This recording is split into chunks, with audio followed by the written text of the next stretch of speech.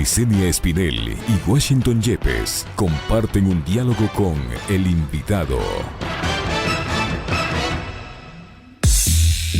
En Punto Noticias hablamos de...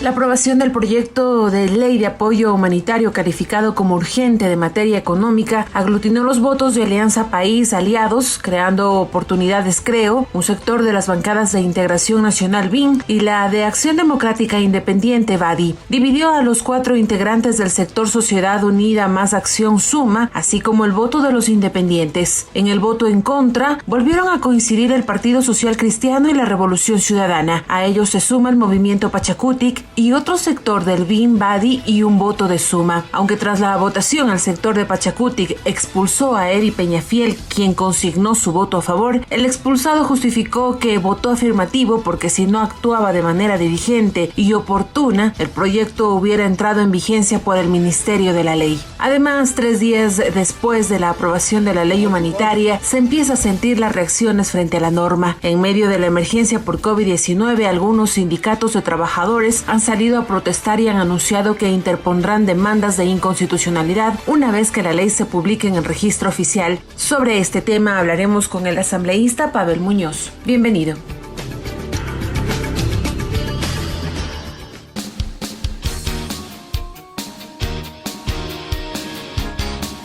Siete 42 minutos. Me quedo pensando en la introducción, Pavel. Muy buenos días.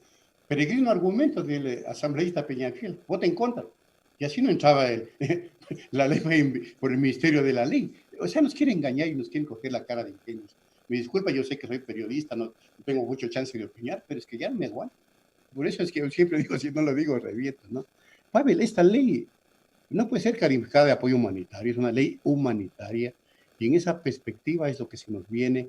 Y le pido a Pavel Muñoz que por favor nos proyecte las consecuencias de haber aprobado esta ley. Primero, desde mi punto de vista, de manera inconstitucional, en varios aspectos, no solo la ley esta antihumana, sino la otra, la de finanzas públicas. Bienvenido. Washington y Licenia, un gusto, un placer estar con ustedes, qué bueno que podamos conversar. Me parece, Washington, que el ejemplo más claro, más vivo, lo acabamos de experimentar hace 44 minutos, a las 7 de la mañana, cuando el presidente de la República hace una cadena, ¿no es cierto?, donde nos deja ver cómo va a funcionar el libre acuerdo entre las partes, porque recordemos que el corazón de la ley inhumana, ¿no es cierto?, como bien la califica desde Washington, es el famoso libre acuerdo entre las partes. En los elementos de negociación política pudimos ver que lo que más les interesaba era los temas de la flexibilización laboral, es decir, el sueño preciado de los neoliberales, ¿no es cierto?, porque los neoliberales dicen que ellos deberían ganar competitividad, pero para ellos ganar competitividad no significa invertir y mejorar sus procesos productivos. Para ellos ganar competitividad no significa invertir en innovación, en ciencia y tecnología. Para ellos ganar competitividad significa, ¿no es cierto?, deteriorar las condiciones de sus trabajadores. Y entonces la pieza que les faltaba en todo este tiempo era la flexibilización laboral. Por eso, Washington, cuando se cae el componente tributario, digamos así, el componente de contribuciones, inmediatamente reaccionamos nosotros y decimos que tiene que también ser quitado de raíz el componente laboral, los cambios que se pensaban en materia laboral. Y eso saltaron al techo, no lo quisieron hacer y ahora vemos por qué. Porque la forma en la que van a implementar el famoso libre acuerdo entre las partes es el empleador, en este caso el Estado, representado por el gobierno nacional, te baja la jornada de trabajo sin consultarte, te baja el salario sin consultarte, elimina dependencias públicas sin consultarte y te bota a la calle sin consultarte. Es decir, el proponente de la medida acaba de dar el ejemplo de cómo, el pésimo ejemplo de cómo seguramente se quiere implementar esta ley. Elemento número 1, Washington. Elemento número 2, acaban de anunciar temas que creo que habrá que masticar bien, que nos llaman la atención por 2 razones. Primero, nunca necesitaban ley, ¿no es cierto?, para hacer algunas decisiones de política económica, planteadas y dichas por nosotros. Por ejemplo, dicen que van a inyectar 1.000 millones de dólares en la economía. Estos son mecanismos de financiamiento interno, Washington, que salvo que lo hagan así, no tienen otra forma de hacerlo porque no habría recursos. Con lo cual van a ser seguramente, ¿no es cierto?, títulos valores emitidos por el Estado ecuatoriano, ¿no es cierto?, que los van a inyectar vía crediticia Y esto lo dijimos siempre. El problema, Washington, es que cuando se lo hace tarde, el deterioro en la economía ya se generó. En materia económica, actuar tarde es exactamente igual a no hacer nada. Y aquí están actuando tarde, porque si es que estuvieran hecho hace varias semanas, el famoso factor multiplicador del dinero hubiera significado, hubiera permitido que la economía siga funcionando, pero no permitieron. Tercero, que es incluso aún más grave, me parece, Washington, eh, ¿nos anunciaron ya la eliminación del subsidio a los combustibles? Yo entenderé que sí. Entiendo, digamos, cómo es este gobierno, ¿cierto? Confuso, no claro, sin horizonte, pero no hay que ser muy suspicaz para saber qué es lo que nos están diciendo. Lo que nos están diciendo es que ya eliminaron el subsidio a los combustibles. El tema es que como hace semanas el precio de combustible estuvo bajo, hoy vamos a tener, ¿no es cierto?, un precio seguramente bajo y esa eliminación en precio no se va a sentir, pero con el pasar de las semanas, ¿no es cierto? Y cuando el precio del petróleo ha ido subiendo, el precio del derivado y el precio de los combustibles también va a ir subiendo y entonces ahí tenemos un grave problema.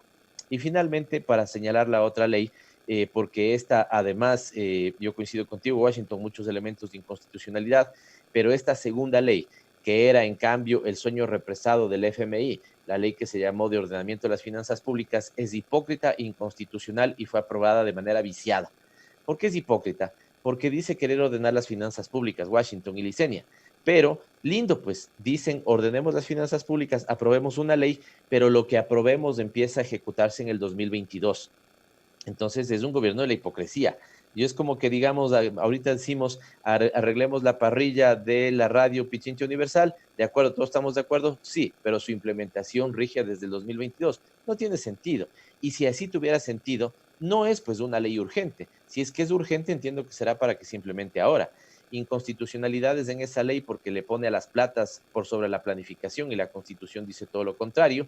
Violenta y violentaba de manera más dramática aún, digamos, me refiero al texto, ¿no? Era más fuerte y no creo que lo hayan logrado desaparecer esta violentación sobre la autonomía de ISFA, SPOL, IES, y sobre los gobiernos autónomos descentralizados, a los que les deben plata, y a pesar de que les deben plata, les dicen que asuman, por ejemplo, la corresponsabilidad del levantamiento del semáforo. Entonces, una cosa de locos en este gobierno, y sin que se haya podido presentar una nueva moción, porque ya estaba terminado el debate, se violentó el procedimiento parlamentario y la ley, por lo tanto, yo advierto, nosotros lo haremos así, que se presentarán demandas de inconstitucionalidad, una ley que es una vez que esa ley termine de aprobarse. Pero déjame cerrar así, Washington, porque me preguntaba sobre consecuencias.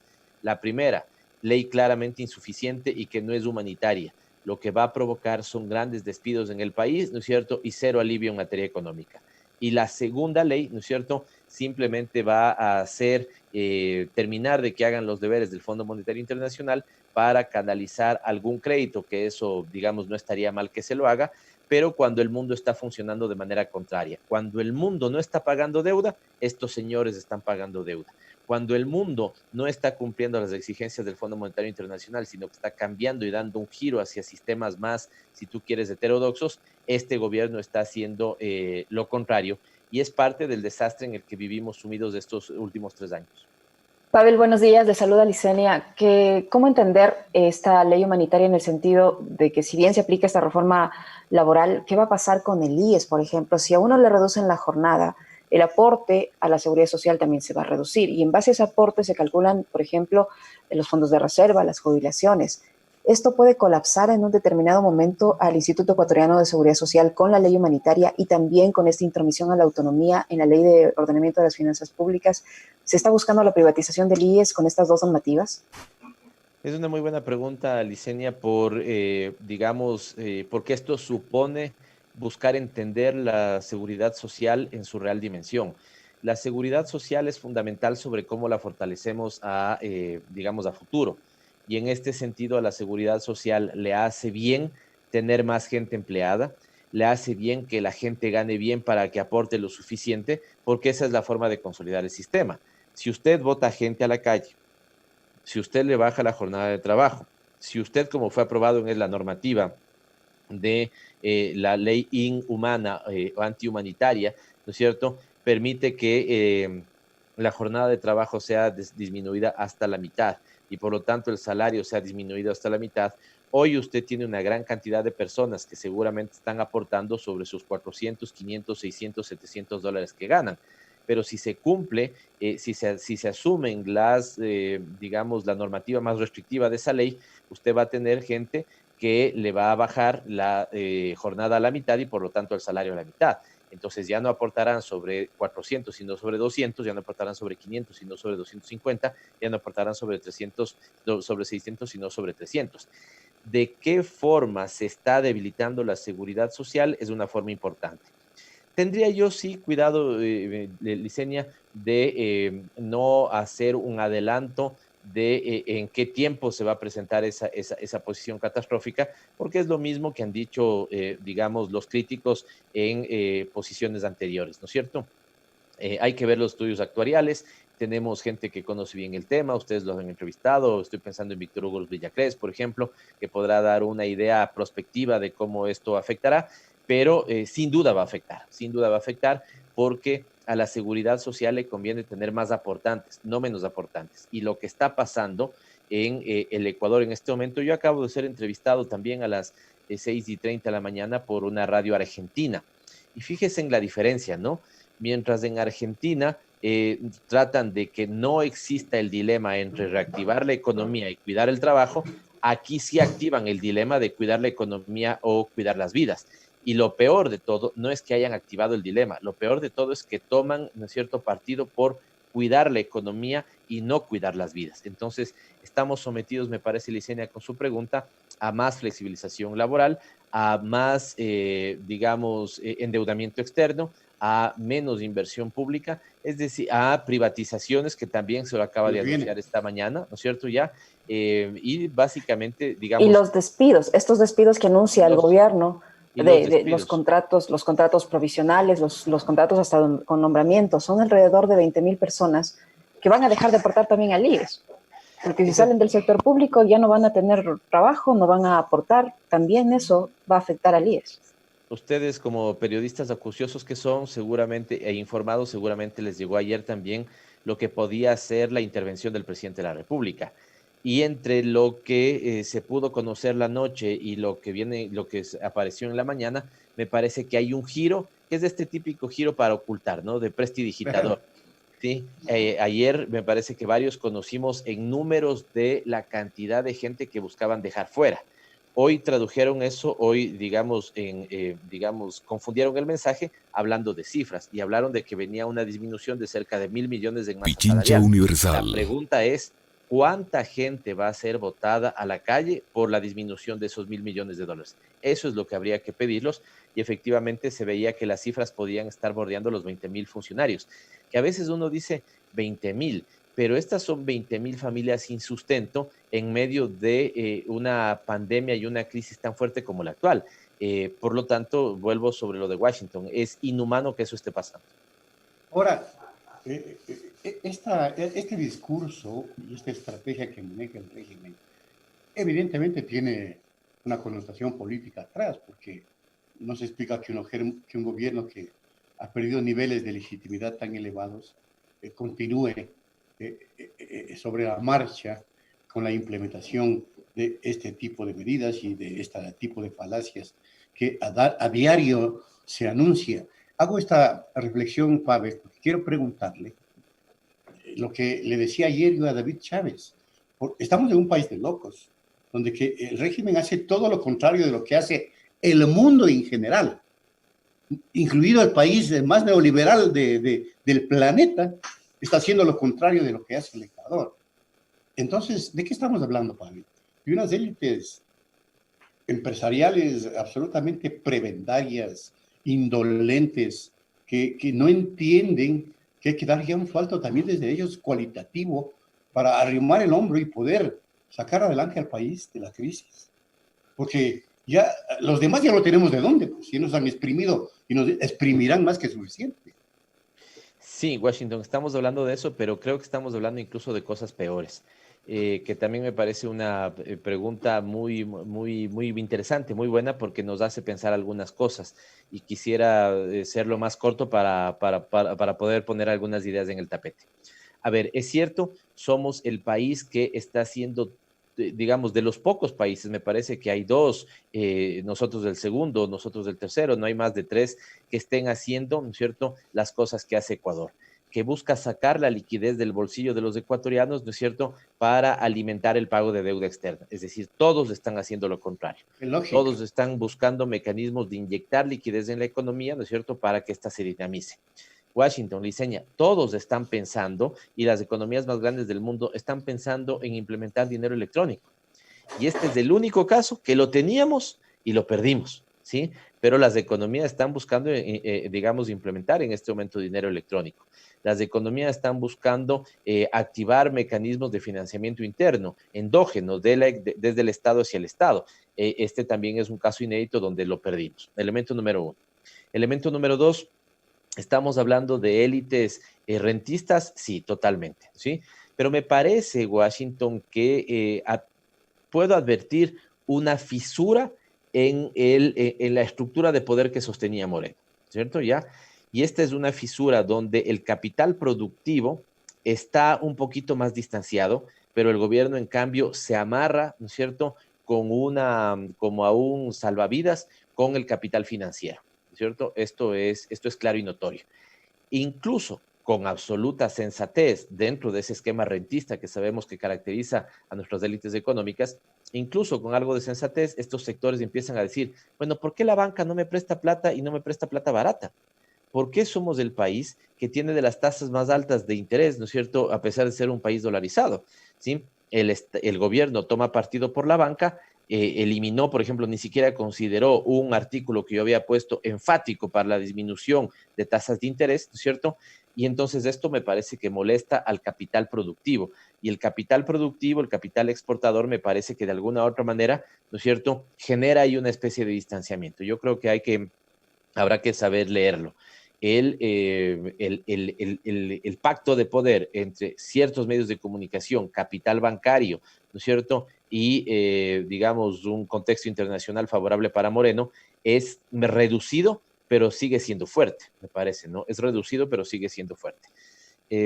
Tercer elemento, usted decía una cosa, Washington, que me parece bien interesante, masticarlo despacio y que sobre todo lo piensen los ecuatorianos.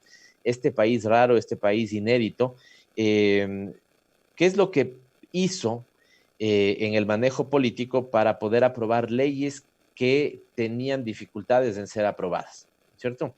Y ahí, Washington, les voy a dejar pensando algunos temas, ¿no es cierto? ¿Fue casual el allanamiento que se hizo a un colaborador de un asambleísta? ¿Fue casual que en esos mismos días, hoy ya no veo que está haciendo tanta noticia, pero en esos días se hizo varios allanamientos a hospitales de algunos sectores, ¿no es cierto? Se hablaba de allanamientos en la provincia de Los Ríos, se hablaba de algunos allanamientos en la provincia del Guayas, ¿no es cierto?, a hospitales públicos. Cuando semanas atrás Periodismo Investigativo había anunciado o había denunciado, ¿no es cierto?, una suerte como de reparto del tema de hospitales. ¿Esto fue casual o tuvo alguna relación con el debate legislativo, ¿no es cierto? ¿Ya? Y ahí habrá quien diga que sí fue casual y habrá quienes crean que efectivamente tenía una clarísima relación y es poder de alguna u otra manera poner algo de presión en el debate legislativo para que esos temas se aprueben. Así que todo esto es lo raro que está pasando, Washington. También me parece, y con esto al menos cierro esta pregunta, siento que hay unos sectores ciudadanos muy molestos, ¿no es cierto?, y con ganas de expresarse. Los estudiantes universitarios ya lo han hecho, los trabajadores anuncian que lo van a hacer, hay que decirles que por favor no tomen ninguna decisión que termine siendo irresponsable para su propio bienestar y cuidado de su salud en estos momentos, pero como bien decía Washington, hay un punto donde la gente siento que, digamos, ya no puede más y explota. Sí, como se anuncian, vienen cerca de 15,000 despedidos en lo público. Sí, la implementación si se llegara a cumplir, Washington, una de las láminas que él y las predicciones que el ministro de Economía dejaba en la Asamblea Nacional, y es que podía haber 500.000 de despedidos producto de la pandemia, ¿no es cierto? No quiero imaginar qué es lo que podría pasar en el Ecuador, solo con un adicional. Recuerden que en el año 99, la gran cantidad de gente que fue despedida y que quebraba en sus economías familiares tenía al menos, lo digo con pesar, pero lo digo con realismo, tenía al menos la válvula de escape de la migración. En este momento, ¿no es cierto?, ya esa gente que se quedaría sin empleo no tiene ni siquiera la válvula de escape de la migración. No puede recurrir al primo, el amigo, el familiar que está en Estados Unidos, en Italia, en España. Seguramente, digamos, eso va a alimentar una olla de presión en el país, ¿no es cierto?, que me parece pone a los próximos meses ecuatorianos como el fútbol, ¿no?, de pronóstico reservado. El detonante será el precio de los combustibles. Sí, Pavel, usted menciona que van a acudir a la Corte Constitucional, pero ¿qué esperanza podemos tener de una Corte Constitucional que se ha mostrado absolutamente servil al Ejecutivo? Ninguna. Hablemosle a la gente con realismo, ninguna, pero no debemos dejar de hacerlo. Y de hecho debemos convocar a todos los colectivos ciudadanos, que de hecho lo hay, a todos los profesionales del derecho, que de hecho lo hay, que saben que se viene una afectación importante para los derechos de los ecuatorianos, ¿no es cierto? O que simplemente quieren que las cosas se hagan con sensatez. No se puede aprobar, ¿no es cierto?, violentando los procedimientos legislativos una ley. Y no se puede aprobar, ¿no es cierto?, ni se puede dejar pasar sin decir nada.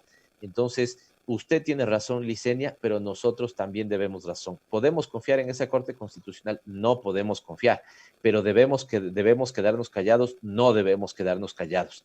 Así que esto da paso además para que se pueda hacer conocer al mundo también cómo se está procediendo con los temas políticos en el Ecuador, y que al menos haya instancias internacionales que le presten algo de atención a lo que está sucediendo en el país. Fin de la entrevista, Pavel, muchas gracias. Tiempo completo. Hemos reflexionado temas de sumo interés para la colectividad en este intento de aportar con el otro relato a la orientación ciudadana. Gracias, Pavel. Lo de siempre, Washington y Licenia, gracias por hacer este tipo de periodismo que es serio, responsable, y es, como bien dicen ustedes, otro relato. Si nos quedamos con lo que dicen solamente los medios entregados al pacto de poder que sostiene al gobierno, no nos enteraríamos, ¿no es cierto?, no tendríamos distintas miradas de un solo fenómeno. Así que mi felicitación siempre para ustedes por su gran trabajo periodístico. Punto Noticias, para mentes críticas y libres.